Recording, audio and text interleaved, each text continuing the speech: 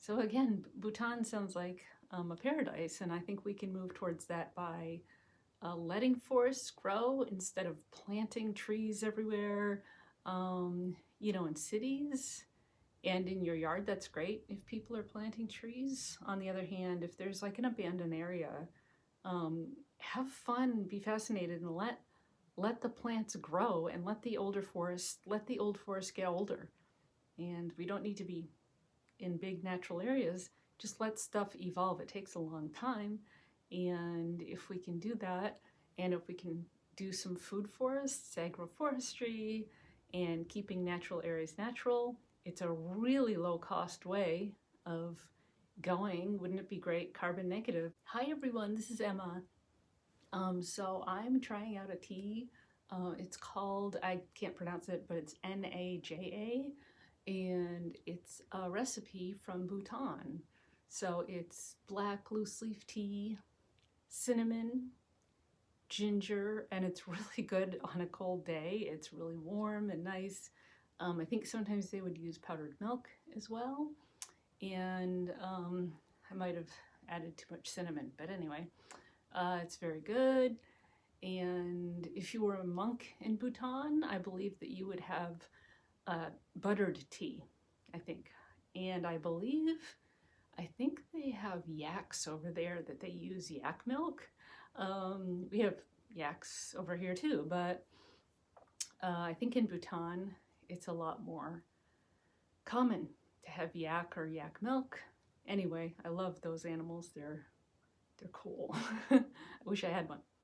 I think if you're looking to figure out where we should go as a culture for being eco-friendly, taking care of the planet, I think it's good to look at other nations, other countries, and find one that's doing things the right way and kind of model ourselves after that.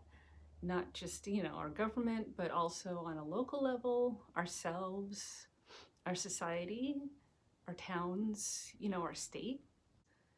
Bhutan is a small country, but they are carbon negative. So that means that they're taking out more carbon in the air than they're putting in. So they're not releasing CO2, they're removing it as a country. So how are they doing this? Well, it's because Bhutan is mostly forests, mountains and forests. I'm here in Massachusetts, and some of our locations are 90% forested. Too, it doesn't preclude people from living well, or living in the forest or living off the land. You just gotta really value trees and really value old growth trees because they take the most carbon out of the air. So you have to imagine lots of mountainous regions, alpine hills with monasteries on them, red rice and chili, along with the good tea that they must have there. So decisions are driven by their national happiness index. They wanted decisions to be driven by spiritual values rather than money. So while we're here quibbling over carbon points, they're actually doing things the easiest, most passive way, which is just to let the forest grow and take care of the carbon. And just imagine how much less expensive that is than all this crazy, ineffective things that we're doing here. So just like other small, self-sufficient nations, Bhutan has a financial stake in keeping itself eco-friendly. They depend a lot on farming, on agricultural products, and tourism. So they want the place to be what tourists are promised, which is kind of this paradise when you visit.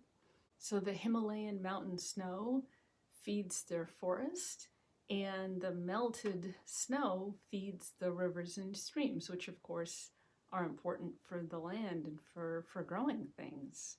So again, having a stake in their agricultural products and their forests and their mountains and keeping the place pretty and sustainable and a good place to grow food, which wouldn't it be nice if we had the same thing here instead of droughts or too much rain.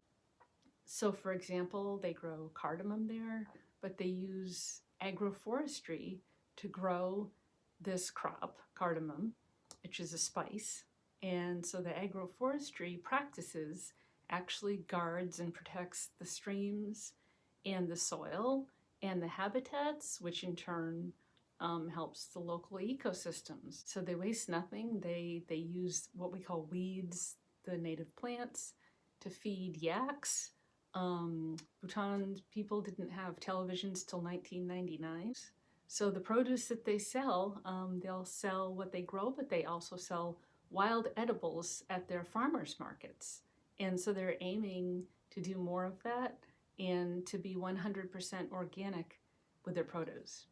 So again, Bhutan sounds like a paradise, and I think we can move towards that by letting forests grow instead of planting trees everywhere.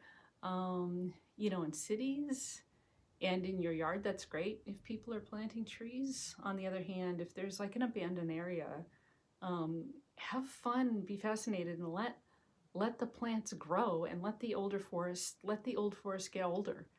And we don't need to be in big natural areas. Just let stuff evolve. It takes a long time, and if we can do that, and if we can do some food forests, agroforestry, and keeping natural areas natural, it's a really low cost way of going. Wouldn't it be great, carbon negative, and having much cleaner air, and just having it be more pleasant here.